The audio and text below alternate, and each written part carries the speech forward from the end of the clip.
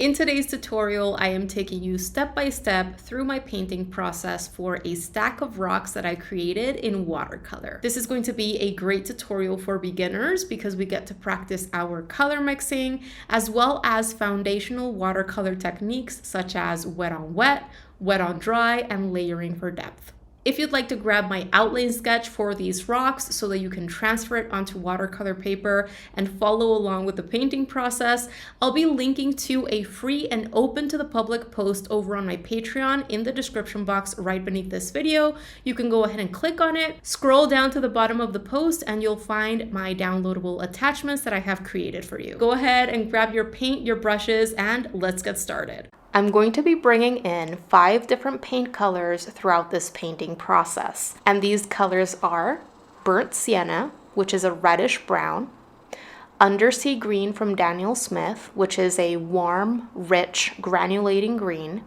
Ultramarine Blue, which is a warmer blue, Raw Sienna, which is a light beigey kind of golden neutral or brown. And finally, there's Burnt Umber, which is a slightly darker, more chocolatey brown. There is no need to use these exact same paint colors in order to arrive at great results. In fact, I would recommend using this exercise as an intuitive color mixing practice, focusing on creating more muted mixtures or grays that are similar to those colors present in the photo. I don't want you to get too bogged down with trying to copy the reference photo exactly as is.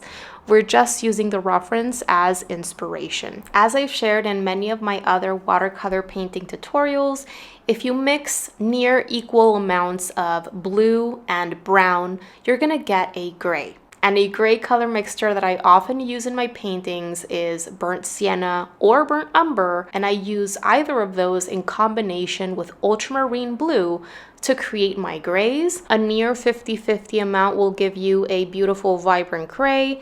But if it has more blue than brown in your mixture, it's gonna look like a darker gray down blue. And if there is more brown than blue in your mixture, you're gonna end up with a color that looks like a dark brown. So depending on the color that you desire, you simply shift the ratios in that mixture. This rock that I am starting with, for example, looks a bit bluer, a bit cooler. So I mixed together Burnt Umber with my Ultramarine Blue, but that mixture has more Ultramarine Blue in it so that I end up with a gray down, darker looking blue.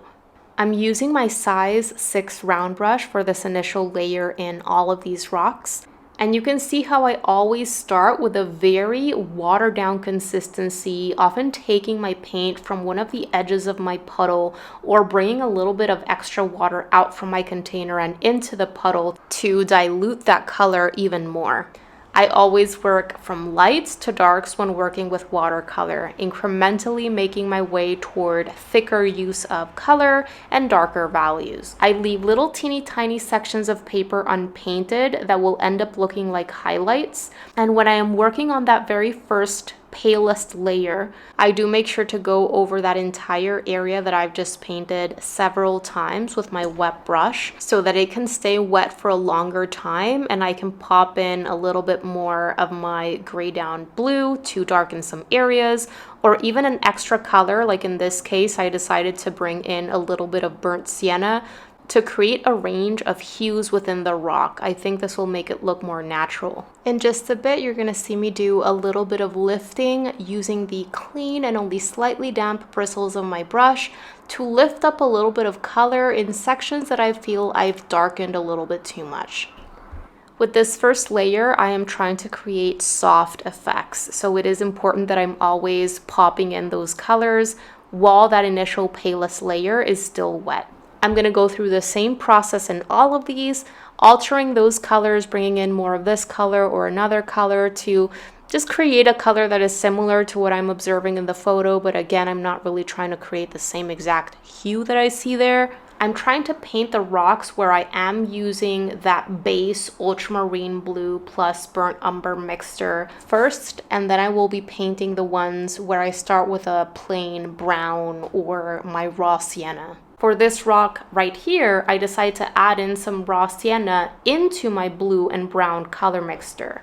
creating a bit of a warmer, lighter gray. I paint that in, go over everything several times, leaving little highlights here and there.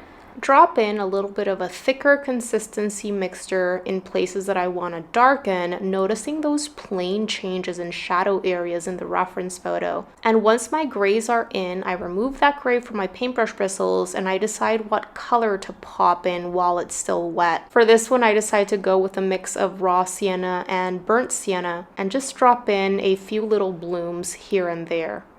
Moving on to that rock right underneath this one, and this one looks a little bit greenish to me. So I start with that base blue and brown color mixture, but I add undersea green to that. And you can even test out your color mixtures on a scrap piece of watercolor paper to make sure it's a color that you like. You can see how I ended up with a muted kind of grayish green color, and that's what I use for my base. I painted that in quickly, made sure to run my paintbrush bristles over everything several times so that it can stay wet for a longer time. Popped in the same color in a bit of a thicker consistency in shadow areas. Then I removed that color from my paintbrush bristles and dropped in that extra color for a little bit of variation in hue. For this one, I went with a combination of raw sienna and burnt sienna.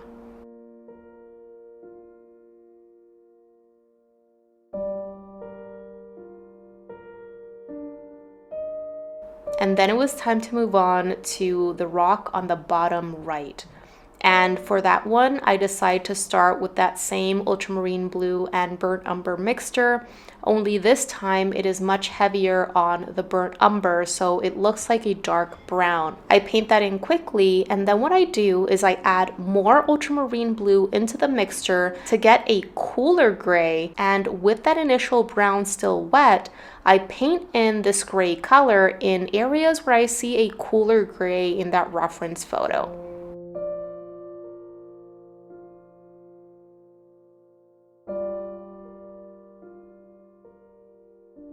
Then I noticed that the brown areas look a little bit flat to me, so I remove that gray from my paintbrush bristles, I add some burnt sienna onto my palette, and I drop this in here and there in the brown areas to create a little bit more dimension in these areas. And it is time to work on that first layer in the smallest rock at the top. I decide to start that one with that dark brown color mixture that I was just using for my previous one, but I make sure to use this brown watered down and to not overly darken this rock so that at the end it does end up looking like a lighter brown. This one is super small, so I don't add in any extra colors. Moving on to the next rock, and for this one I also started with my dark brown color mixture. Make sure that I went in very watered down initially.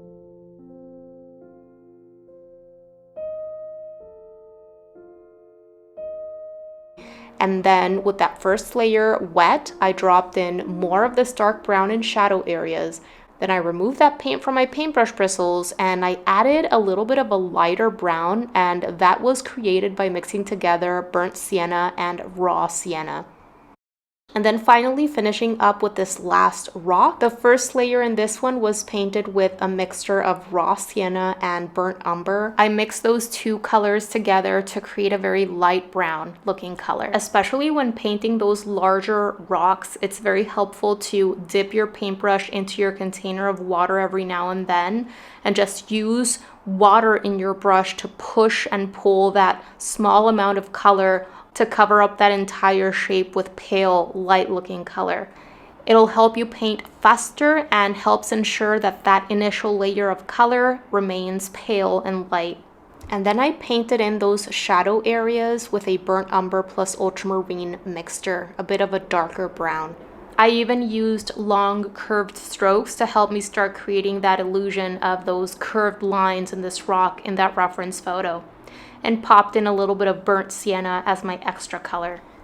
I'm all done with that first layer in all of these rocks, and it is time to allow everything to dry completely so that we can move on to layer number 2. Okay, so everything has completely dried, and you'll likely notice that your colors have dried a little bit lighter than how they looked when they were first applied.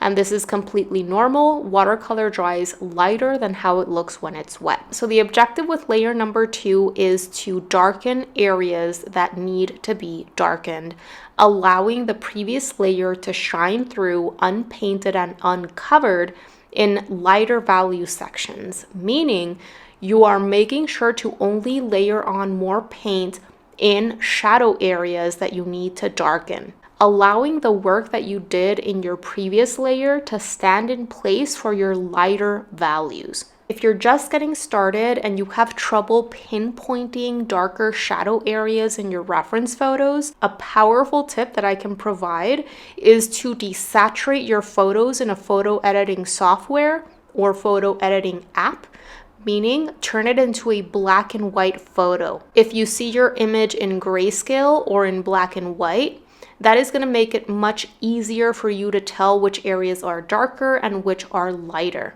This is very important if you're looking to create realistic results. What we're doing here is expanding that range of values. We have our lights and now we have to create those darks.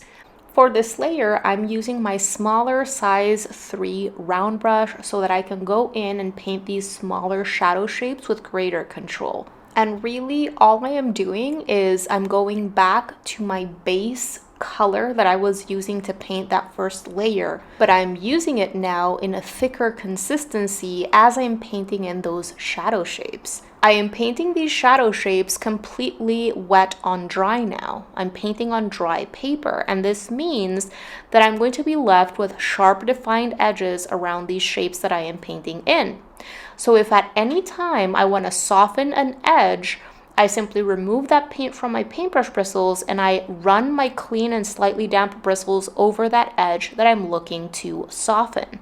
I don't soften all of the edges out because it is nice to have a combo of sharp edges with soft transitions. And if we overly soften everything, that can lead to overworked results. So I do avoid going in and softening if it's not necessary.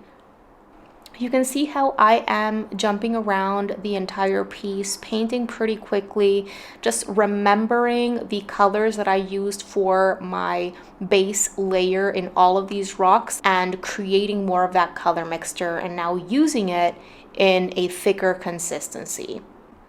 As I am painting in these shadow shapes, I am really bringing to mind the three-dimensional structure and plane changes, large and small, happening throughout the rock.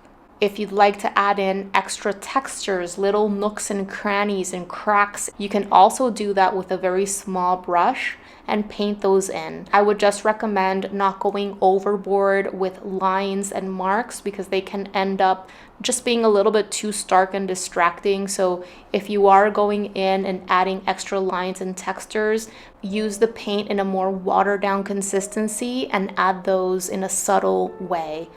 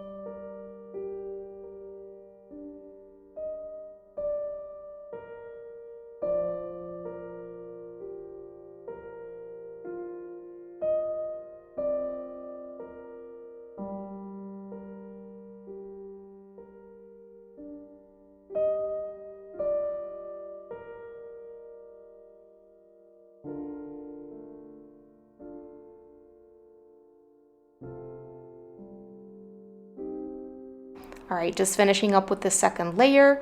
The shadow shape that I created for the kind of more blocky shaped rock at the top is kind of bothering me. It looks a little bit too clean around the edges, a little bit too stark. So I do go in and do some gentle scrubbing with a clean and slightly damp brush after everything has dried.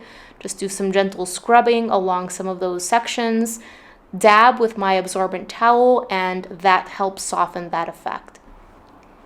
And I cannot forget to paint in my cast shadow shape in order to make this look a little bit more realistic. I use my dark brown color mixture that I created by mixing together my ultramarine blue and my burnt umber. Paint that in really quick and even created a little bit of a dry brushing effect by scraping or dragging the belly of my brush on my paper. And finally, it was time to work on layer number 3. And the objective with layer number 3 is simply to push those smallest, darkest dark shadow areas. And I'm also going to be adding a little bit of a sense of texture in some of these rocks with more dry brushing and more linear strokes. I'm still using my size 3 round brush for this. And I'm going back to the same color mixtures that I was using in these rocks, but this time I am allowing myself to use these colors in a thicker consistency, so think more of a milk consistency. I'm noticing little marks and kind of lines throughout these rocks, getting ideas from the reference photo. Some of these are definitely smoother than others, so if you want to develop darker shapes in little nooks and crannies, you can definitely go ahead and do that. Whenever I add in linear strokes and little marks, I do make sure that they look subtle, because when you create lines and marks, you can end up with very stark looking effects that can be too distracting. So I would recommend using your colors in more of a watered down consistency, maybe tea or coffee, depending on the value that you've already developed in that area where you're planning to create that line or mark. And if you don't see them enough, then go a little bit darker.